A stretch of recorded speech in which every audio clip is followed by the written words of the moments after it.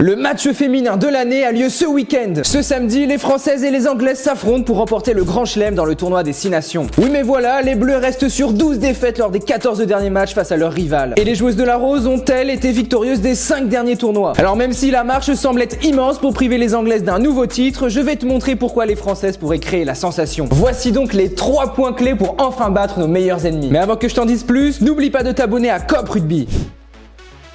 Bon allez, je pose les bases. Dans ce tournoi, les Anglaises n'ont encaissé que 20 points et viennent d'en infliger 88 aux Irlandaises le week-end dernier. Une attaque purement monstrueuse, mais les Françaises sont armées pour relever le défi. Les partenaires de Mana et Felehu arrivent parfaitement à resserrer les rangs quand il le faut. Face au Pays de Galles, elles ont même plaqué à 175 reprises et ont réussi un clean sheet. Bon, tu me diras, ce ne sont que les Galloises, mais cette tendance d'une défense solide se confirme d'année en année. Certaines joueuses comme Gabrielle Vernier sont montées en puissance au cours de ce tournoi et le match contre les Anglaises est un excellent test pour notre défense. En tout cas, si on veut gagner, il va encore falloir être ultra solide dans ce secteur.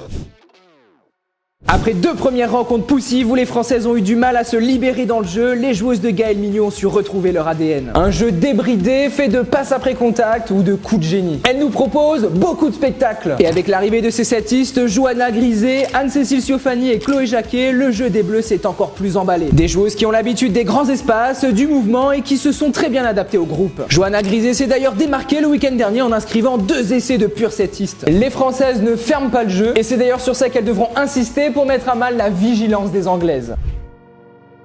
Malgré un match intéressant contre les Galloises, la touche a clairement été le point faible de nos Bleus. 6 lancers ont été perdus et c'est autant de munitions qui ont été gâchées. Les Françaises vont clairement devoir bosser ce secteur de jeu où elles devront être chirurgicales ce week-end car tous les ballons vont compter. Et la moindre faute se paiera cher. Je pourrais même ajouter à cette liste les ballons portés qui ont énormément manqué d'efficacité côté bleu. Quand on connaît la puissance du paquet d'avant anglais, pas sûr qu'il faille non plus négliger ce secteur. En tout cas, nos Bleus seront très bien soutenus à Bordeaux car on attend un record d'affluence pour un match de rugby féminin en France. Maintenant, donne-nous dans les commentaires ton pronostic pour ce match. Et si cette vidéo t'a plu, n'oublie pas de t'abonner à Cop Rugby.